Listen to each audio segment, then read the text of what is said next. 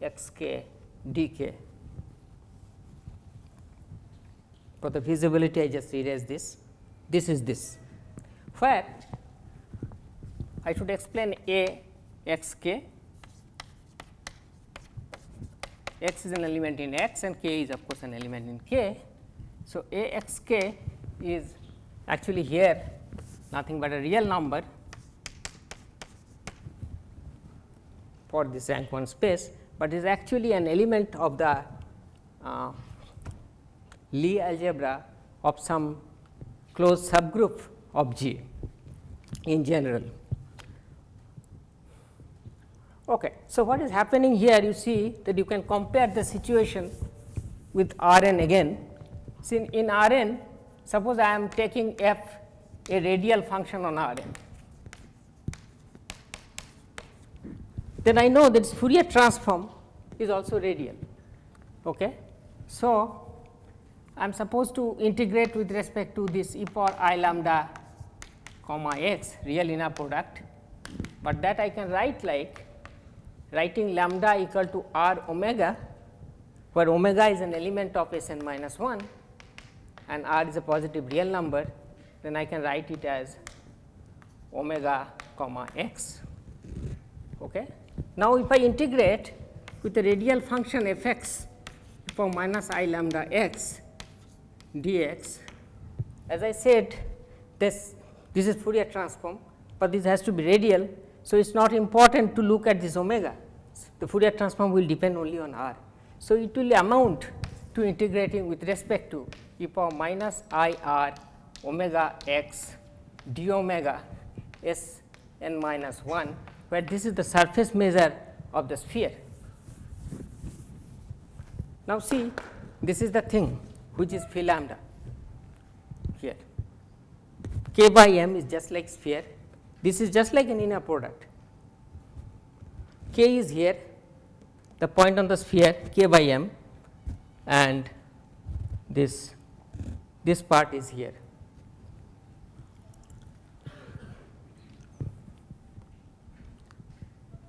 So, I think I have enough justified this relation between phi lambda and the exponential function. So, basically it is exponential function, but we are taking the radial average of this because we are dealing with radial functions. How much time I have?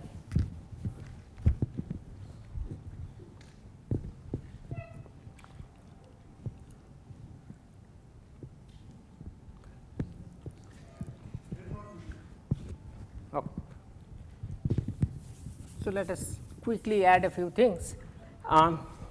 So, after in 1979 Bagchi and Sitaram probed this, see this question comes naturally. Then now, if I withdraw the condition of radiality, okay, I take a function f belonging to C infinity x may not be radial, then I make it open for all translations.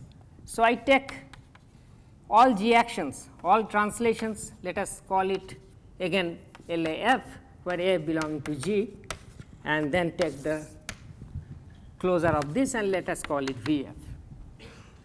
Okay. So, that time I was careful in taking radial distributions, so that the end product remains in the set of radial functions, but here I am taking arbitrary functions. So, I do not have to be that careful, I just take translations. All translations means all actually the regular action by all elements of G, and then I am asking that whether then one can expect that VF will contain this kernel for some lambda, as it happens for R. Okay. This result was proved by Helgason and Sengupta, Jyoti Sengupta. In 2005, they have proved then there exists lambda again belonging to C such that VF contains e power minus I lambda plus rho x k for some lambda. Oh, I wrote that, but this is true for all k belonging to k. We can show that if it belongs to for one k, then it belongs to for all k for that lambda. So, for this result they have used this result of Bagchian's theorem as a first step. So, what they did is this, let me write the steps. Step 1, they took a function f belong to C infinity x, then one can show f is not equal to 0 actually implies that some translation of f will have the radial part. See, radial part, as I said, is the generalization of even part, you just average it over the sphere.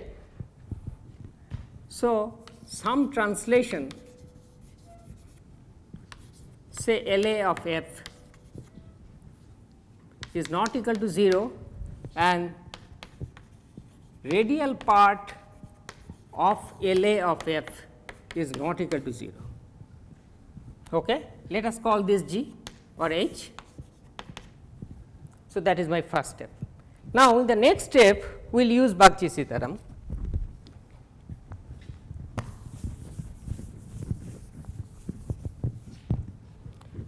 Step 2, then you see that if I look at VH, okay, my old definition, because H is now radial. So, old definition means convolution with the radial distributions. So, VH will be contained in VF. Okay, because translation that is of course in VF, then radialization means averaging with respect to k, but k is also part of G. So, that translation is also in VF, and then you are taking the integration of this, that is a limiting process, and we are taking the closure of that. So, that will be also in VF. So, VH is in VF by Bagchi's theorem. There exists a phi lambda which is in VF. So, VH so is in VF. Good. Now, translate this phi lambda again, take any translations. So, if I translate this phi lambda, then I will be able to show that all the other matrix coefficients of these representations are also in VH, not in VH, in VF. Forget about VH, because VH is only translation with respect to convolution with respect to radial functions. So, translates of phi lambda, if I take, that will contain all other matrix coefficients of this original representation pi lambda. Okay. Now, we are interested in the kernel e power I lambda plus rho, etc. So, that is actually the action of this representation, and this is also a function on x, this is also a function on capital X. I can do, see, k action is there. So, you can think k by m is acting on this also, k by m is a sphere. So, we can have something like spherical harmonic decomposition of this function. Okay. So, if I do that, then I will get this countable sum, and in this sum each coefficient of the sum will be these matrix coefficients of pi lambda, which I already got from the translations of phi lambda. So, that is basically the proof of the theorem of Helgason and Sengupta. There are, I do not have time, stop here, okay, 5 minutes, okay. Okay. Okay. So, there are other infinity is actually invariant under translation. Okay.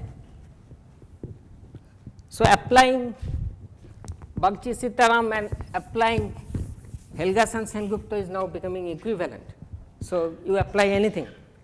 So, if U infinity is translation invariant subspace, then we know this exponential kernel will be there inside U infinity. Okay. So, that basically means that chi e of chi e acting on this exponential kernel will be equal to 0. that means its Fourier transform is 0. That is a contradiction to this fact. Okay. So, basically that is the proof. Now, this is for u L infinity sorry C infinity function. Now, I have to go to the continuous function. I have to take the continuous function and modify this by convolving it with the radial C infinity functions to go down to that proof. So, let us stop here because I do not have time. So, in this Pompeu or in more general sense, which is called the determining sets, Bagchi and Sitaram has some work where it is not about in some results there instead of rigid motions they have taken only translations, and instead of continuous functions they generalize this by given measures. There is this question that when can you say when mu and nu are two measures, maybe complex measures, they are equal for on all translations of a Borel set, then when can you say that mu equal to nu. So, this is also a problem of this genre. So, there are some works on that also. Thank you.